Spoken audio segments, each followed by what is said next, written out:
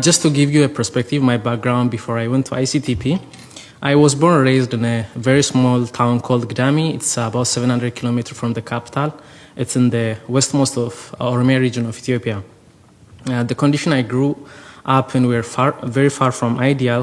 We didn't have enough books beyond the standard classroom textbooks.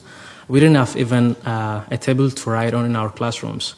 There is a little promotion of fundamental sciences. After I came to MIT and talking with many students, I realized that students from more developed countries are introduced to physics and the fundamental sciences from early on. Like even in their primary and high school years, they knew what they want to do, even the particular research area they want to do.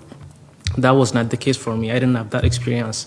I didn't even have a computer until I joined the university in Ethiopia. There were no books on popular science or physics, and on top of that, there's a lot of pushbacks against people who want to pursue those fundamental sciences, those sciences for which you cannot see the result immediately.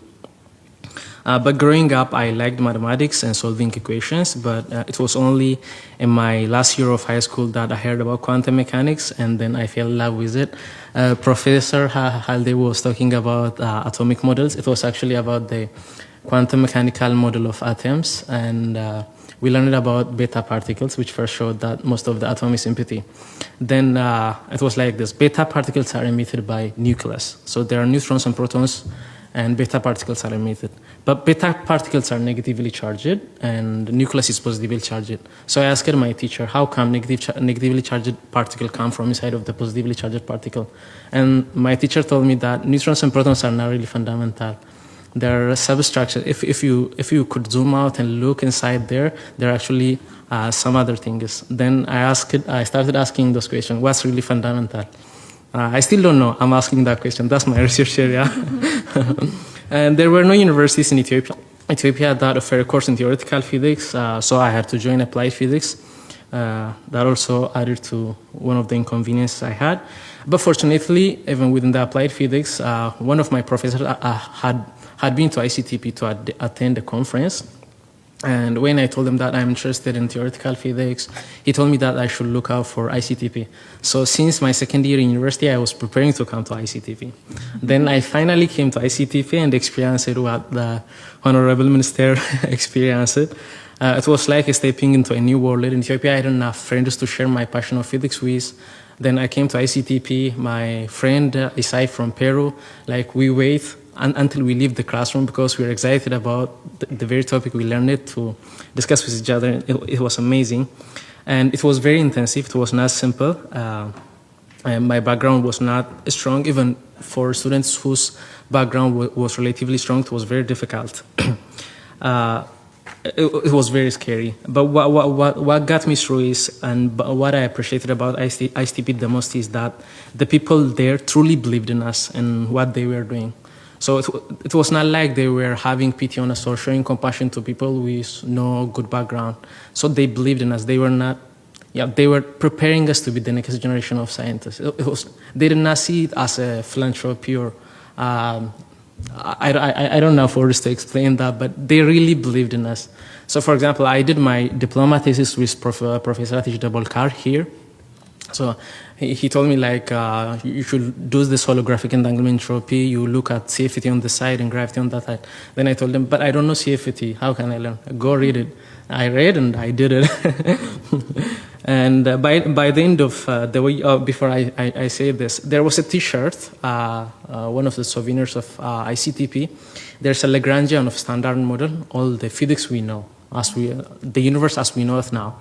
So I saw it, but I did not want to buy as the first time I joined because I want to understand everything. Then I did 8 courses in 8 months, and by the end of the second course of standard model, I could do computation with every single term in the formula.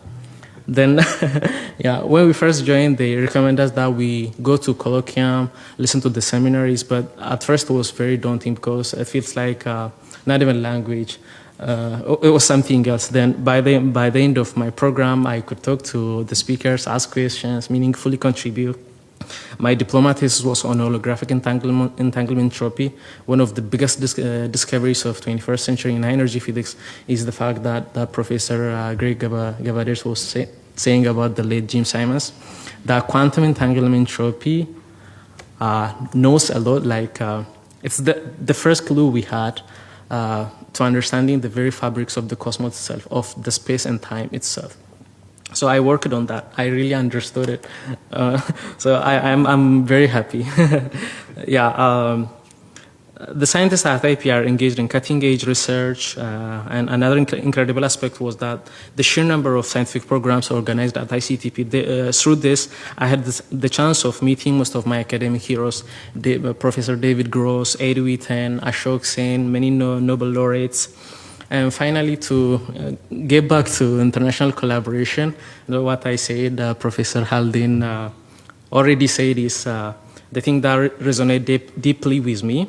Also because whenever you walk into ICTP's building, I was there for 365 days. So every single time I walk into ICTP building, the quote I see is this: scientific thought and its creation is the most common and shared heritage of mankind.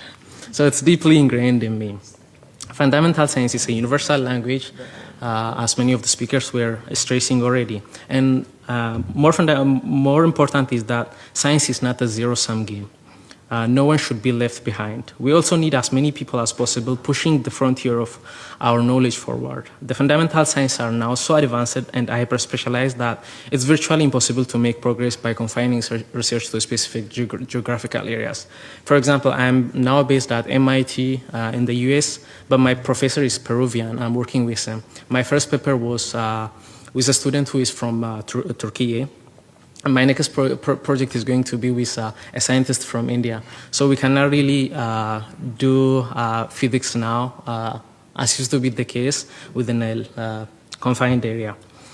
We need global cooperation and the inclusion of as many voices and talents as we can bring to the table. Those talents could well be those that we did not know we needed. And I'm grateful to have been given the opportunity to be one of those contributing to that frontier. There is still, as we all agree, a lot to do. For example, I am the only black student and one of the only 2 African students doing PhD in physics at MIT. So I shared my highlights of my journey also from my background because I believe this is a typical situation of a student growing in developing countries, more specifically in Africa. And I truly believe there are millions of untapped talents around the world just waiting to be discovered. Thank you very much. I'm very grateful. God bless you.